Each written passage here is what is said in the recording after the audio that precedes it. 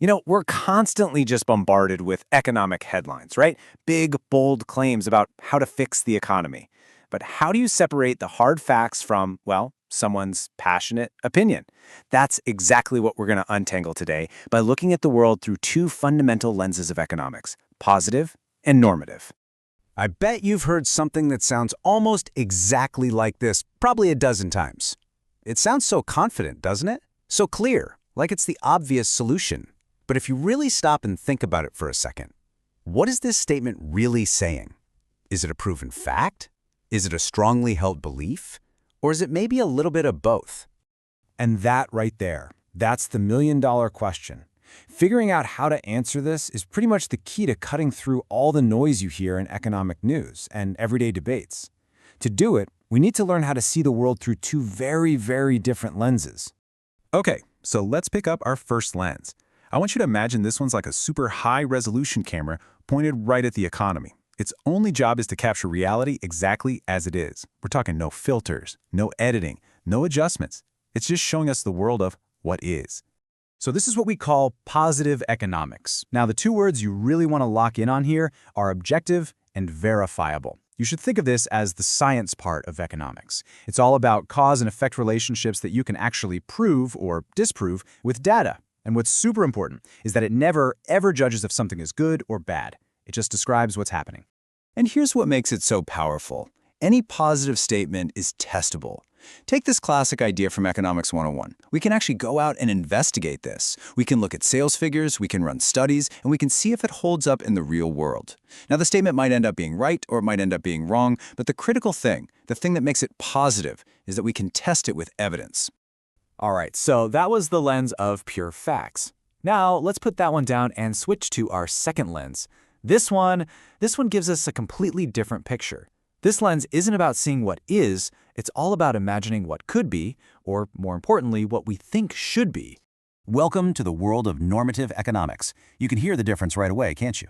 The language immediately shifts to words like should and ought. This is all about our subjective beliefs, our ethics, our personal values. It's not about describing the world. It's about prescribing how to make it better based on a particular vision or goal.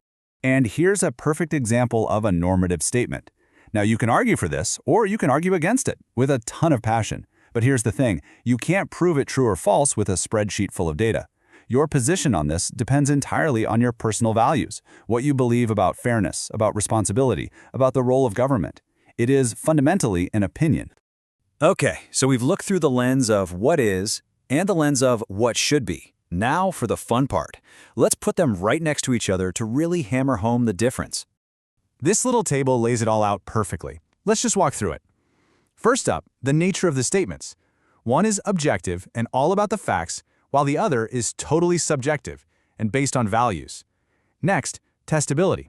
You can try to prove a positive statement false with data, right? But you can't really test a normative one with data at all. And finally, the focus. Positive describes what is, while normative prescribes what should be. See the difference? Describe versus prescribe. So right about now, you might be thinking, okay, got it. Facts good, opinions bad. Let's just stick to positive economics. But you know what? It's really not that simple. To make smart, real-world decisions, you absolutely have to use both.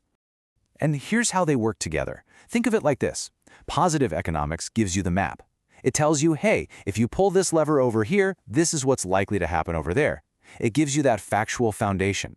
But normative economics gives you the destination. It's the value judgment that tells us which goals we should even be trying to reach in the first place. Let's circle all the way back to that tax cut idea. Here's how it plays out in the real world. First, you get the positive analysis. Economists run the numbers and predict the likely effects. Then comes the normative goal. The policymakers say, you know what? For us, stimulating economic growth is the #1 priority right now. And finally, you combine those facts with those values to get the policy action. See, you just can't have effective policy without both sides of the coin. And really, this is why it all matters. Knowing the difference between what is and what should be, it's honestly like a superpower.